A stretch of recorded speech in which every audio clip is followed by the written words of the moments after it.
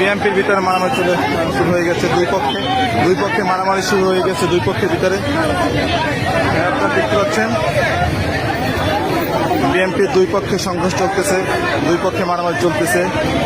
আপনারা দেখছেন ঢাকা বিশ্ববিদ্যালয় ভোট কেন্দ্রিক আজকে কচুক্ষেত মুক্তি ও গণতন্ত্র তোরণের সামনে পুলিশ এখান থেকে তাদেরকে সরে দিচ্ছে, কিন্তু তারা একসাথে জড়ো হয়ে দুই পক্ষে সংঘর্ষে তারা জড়িয়ে গেছে। আপনারা দেখতেছেন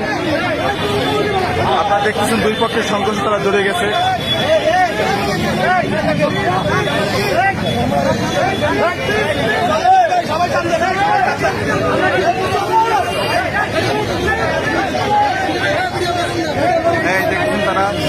তারা দুই পক্ষে সংঘর্ষ জড়িয়ে গেছে, বিএনপি ভিতরে দুই পক্ষে সংঘর্ষ তারা জড়িয়ে গেছে। আপনারা দেখতেছেন